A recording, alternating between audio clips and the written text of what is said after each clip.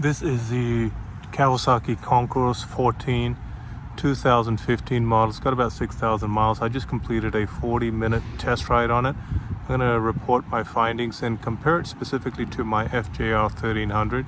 So firstly, this is an amazing bike. It's just very similar to my FJR1300, same category.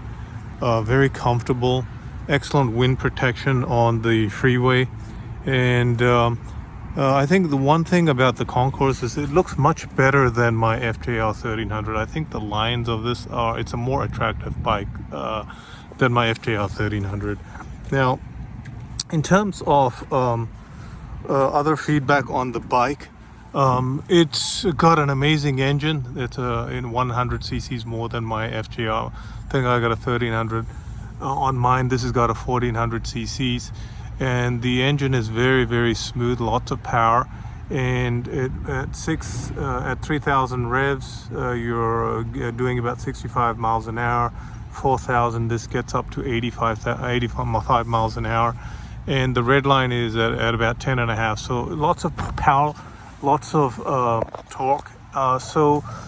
Now it is similar to my FJR1300, but however there are a couple of differences. So I'll tell you what the differences are.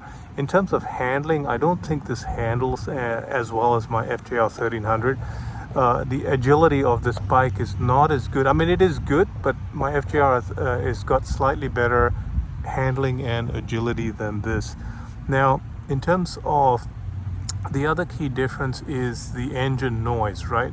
On my FJR1300, I can hear the engine. Even at high revs and at high freeway speeds, I can hear the engine. It's got a nicer out-of-the-box sound. This one, it's very quiet, very muted. So you're really at a higher revs, and even at lower revs, you can't really hear the engine. Lower speeds, you can't really hear the engine. It's all you hear is wind buffeting. I mean, it does protect you, but there's a lot of all you hear is wind noise. Compared to my FJR1300, I get a lot of feedback from the engine in terms of the way it sounds, and also the handling and the agility of it, as I mentioned earlier on. The other key difference of this bike is this is a slightly heavier bike than my FJR1300, and this feels a little bit more bigger and sluggish to handle compared to my FJR, which really feels like a sports bike on with a shaft drive. Now, the other key difference is this does not have a quick shifter. So I think that, and the unique thing about my FJR1300 is got an electronic shifter and also got a quick shifter. So with the electronic paddle shifting, it's just immediate changes in the gears, and I feel my gearbox is slightly better on my Yamaha than this one. I mean, this is not a bad gearbox, but mine is slightly better. And then the other key difference is braking. The front braking on this feels a little spongy versus the front braking on my FJR1300 is very sharp. I mean, the best braking I've ever experienced is the Beamer 1250.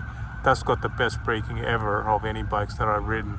However, my Yamaha FJR1300 is pretty good in terms of braking, particularly the front brakes, and this one feels a little spongy. But anyway, all I wanted to say is, I mean, this is a good bike. If you get a used one of this, pick it up used. It's a good investment.